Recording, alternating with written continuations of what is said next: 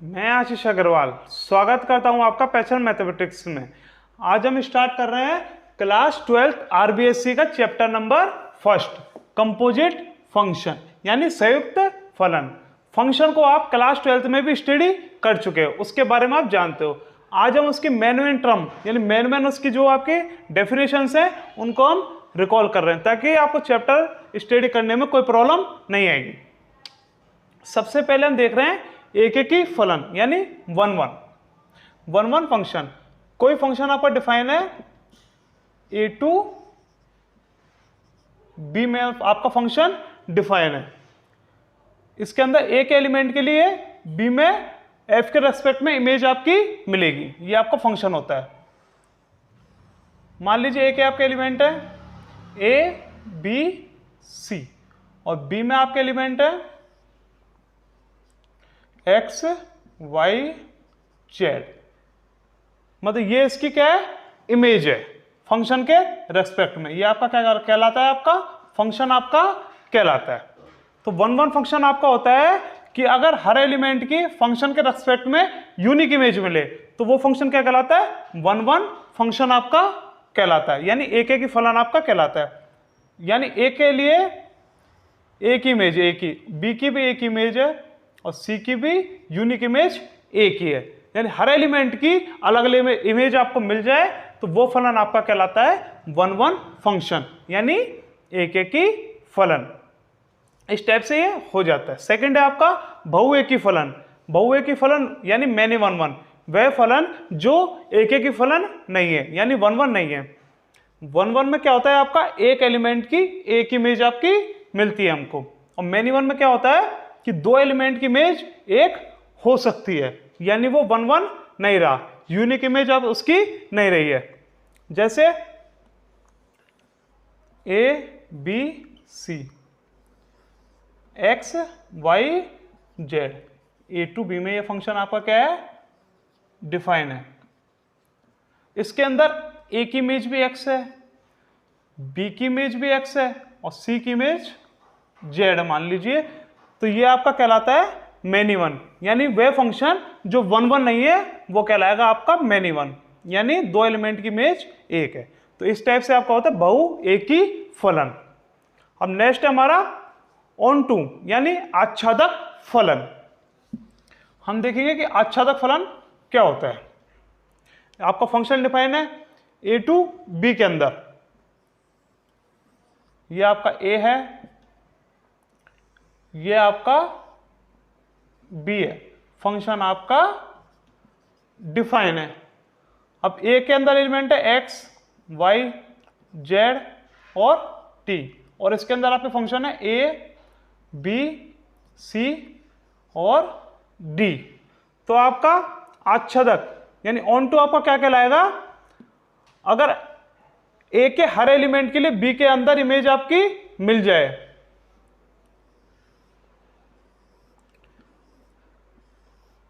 ए के हर एलिमेंट के अंदर एलिमेंट के लिए बी के अंदर इमेज हो और उसके अंदर आपका रेंज इक्वल्स टू कोडोमेन हो, रेंज इक्वल्स टू कोडोमेन। ये आप जानते हो कि रेंज क्या होती है, कोडोमेन क्या होता है। ये आपका होता है डोमेन, ये आपका होता है कोडोमेन। और ए के हर एलिमेंट के लिए, ए के सभी एलिमेंट के लिए बी के अंदर जो इमेज मिलती है वो सब आपकी क्या कहलाती है, रेंज कहलाती है। ये इसकी क्या है, रेंज है। रेंज का मतलब ए के हर एलिमेंट के लिए बी के अंदर आपकी इमेज होती है, वो आपकी सब क्या कहलाती है, रेंज आपकी कहलाती है। अगर रेंज इक्वल्स टू कोडोमेन, मतलब कोडोमेन के अंदर जितने एलिमेंट है वो एक किसी ना किसी एलिमेंट की आपकी इमेज है, तो वो आपका कहलाता है आच्छादक फलन। हम एक और एग्जांपल लेते हैं और इसको अच्छे से समझते हैं। जैसे ए बी सी, ए के अंदर एलिमेंट है और बी के अंदर एलिमेंट है एक्स और वाई, ये आपका फंक्शन डिफाइन है। अगर मान लीजिए ए की इमेज है आपकी एक्स, बी की इमेज भी आपकी एक्स है और सी की इमेज है आपकी वाई, तो इसके अंदर आप देखिए आपका कोडोमेन क्या है, ये आपका कोडोमेन होता है। जो बी के अंदर जितने भी एलिमेंट होते हैं आपके, वो आपके क्या होते हैं, कोडोमेन यानी सह प्रांत। ये आपका क्या है, सह प्रांत है। डोमेन मतलब प्रांत, और रेंज को हम बोलते हैं परिसर। तो परिसर, परिसर इक्वल्स टू सह प्रांत।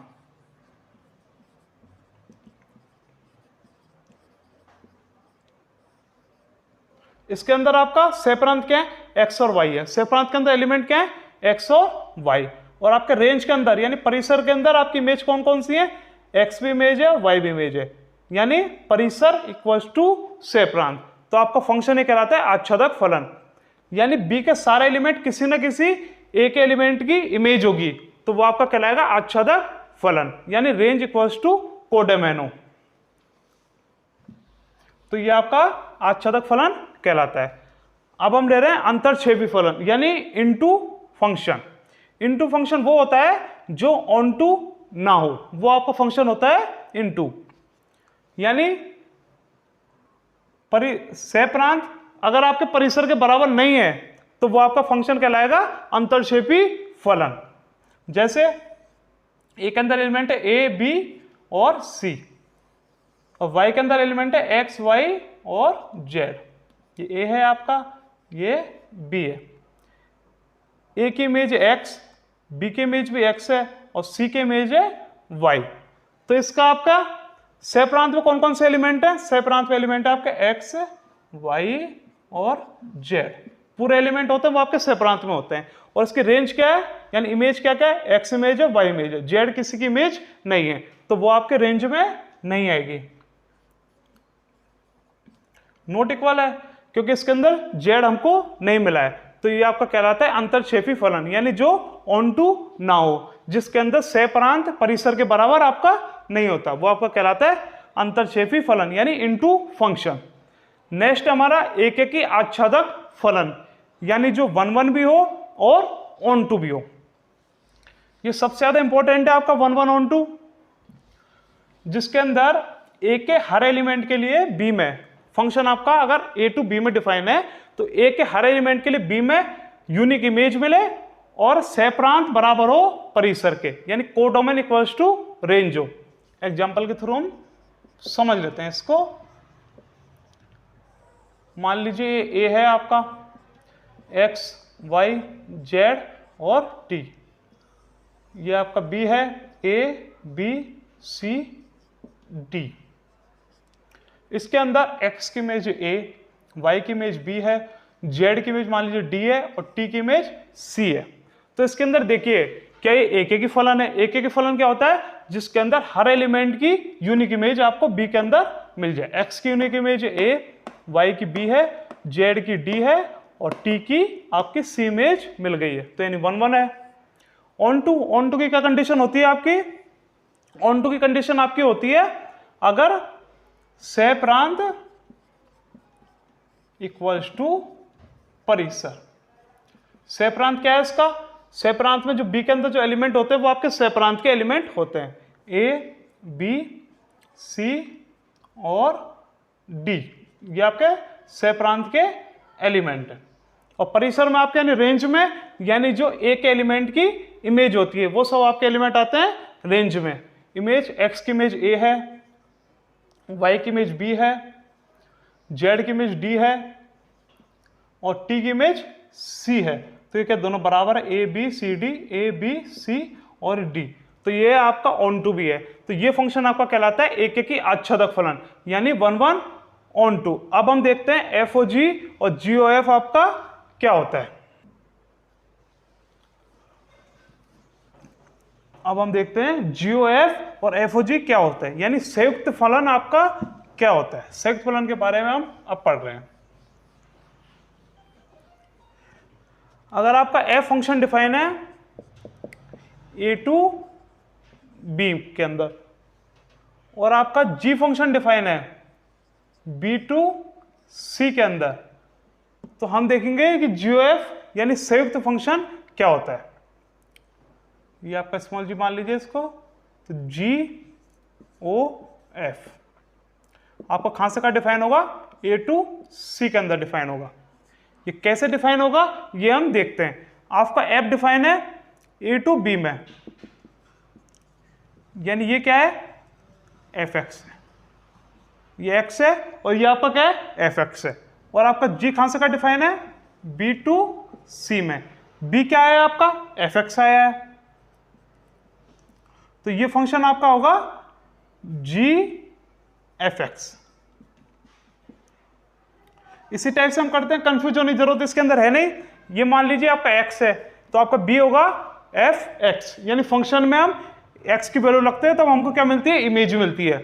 या फिर g फंक्शन कहां से डिफाइन है, b टू c के अंदर। b आपका ऑलरेडी क्या आ चुका है, एफ एक्स आपका मिल चुका है। ये मान लीजिए, देख लिया आपने, बराबर है ये। और c क्या मिलेगा, फलन g के अंतर्गत c की इमेज, यानी g आगे तो आपका g आएगा, यहाँ का लगा f और ब्रैकेट में एफ एक्स, ये आपका हो जाएगा संयुक्त फलन। ये कहां से का डिफाइन है, ये आपका डिफाइन है जी एफ, कहां से का डिफाइन है, ए टू सी के अंदर आपका डिफाइन है। ये फंक्शन आपका कहलाता है जी ओ एफ। अब इसके अंदर एक कंडीशन होती है कि एफ का परिसर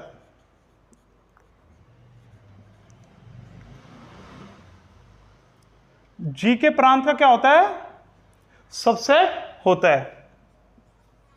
जी के प्रांत का उपसमुच्चय होता है।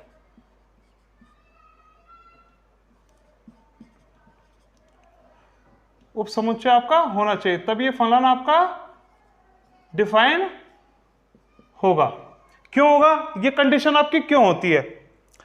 एफ का परिसर आपका क्या होगा, सबसे पहले इसमें हम समझते हैं, इसको हम याद नहीं करेंगे, इसको हम समझेंगे। एफ का परिसर क्या होगा, एफ का परिसर होगा आपका एफ एक्स होगा आपका, ये आपका एफ एक्स होता है, एफ का परिसर आपका एफ एक्स है। और हमने कंडीशन क्या बोली, जी के प्रांत का उपसमुच्चय होगा। जी का प्रांत क्या है आपका, एफ एक्स है, यानी ये इसके क्या होगा, उपसमुच्चय होना चाहिए, तभी आपको फंक्शन डिफाइन होगा। अगर यहाँ पर कुछ और है और यहाँ पर कुछ और है तो ये हमको जीओएफ हमको मिल ही नहीं पाएगा। इसको हम एग्जांपल के थ्रू समझेंगे। पहले इसका एक एग्जांपल ले लेते हैं कि जीओएफ और एफओजी कैसे डिफाइन होता है।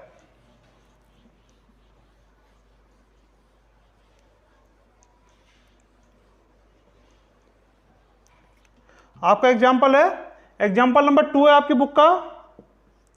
यदि एफ आर टू आर में डिफाइन है आपका और जी भी आपका किस में डिफाइन है, आर टू आर में। यहां आपको एफ एक्स क्या दे रखा है, साइन एक्स को दे रखा है, और आपको दे रखा है जी एक्स क्या दे रखा है, एक्स स्क्वायर आपको दे रखा है। और आपको क्या क्या पूछ रखा है कि बताइए कि जी ओ एफ और एफ ओ जी क्या क्या होंगे।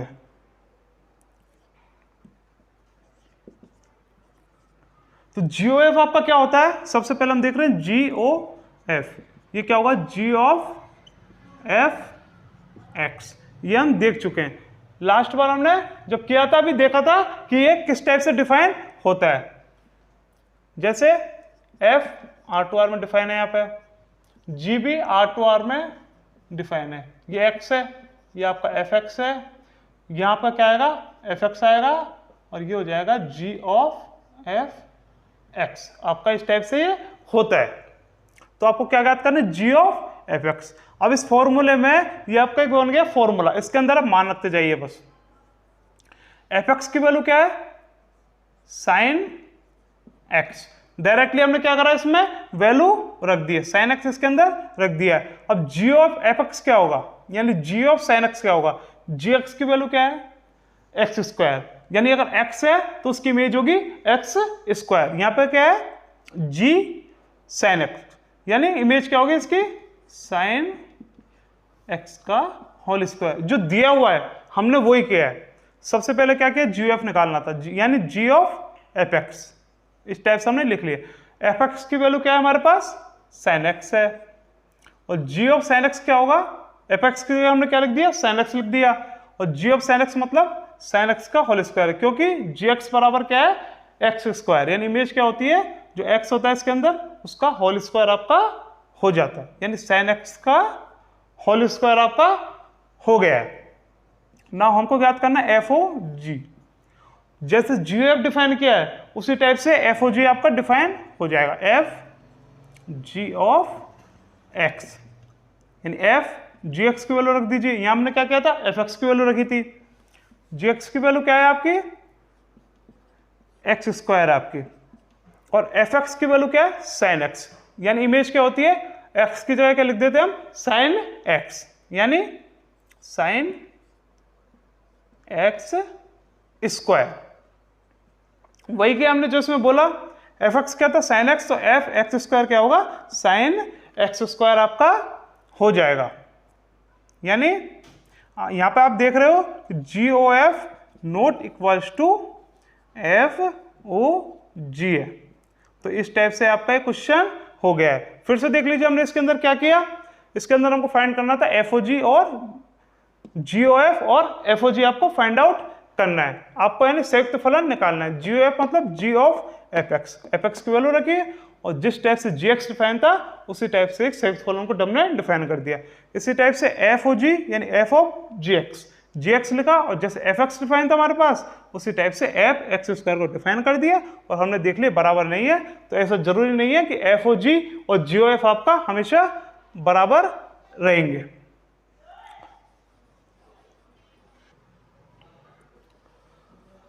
अब इसके बाद हम एक और एग्जांपल देखते हैं कि f का परिसर बराबर g का प्रांत क्यों होना चाहिए। एक एग्जांपल के थ्रू हम इसको समझते हैं, आपको बहुत अच्छी तरह से क्लियर हो जाएगा।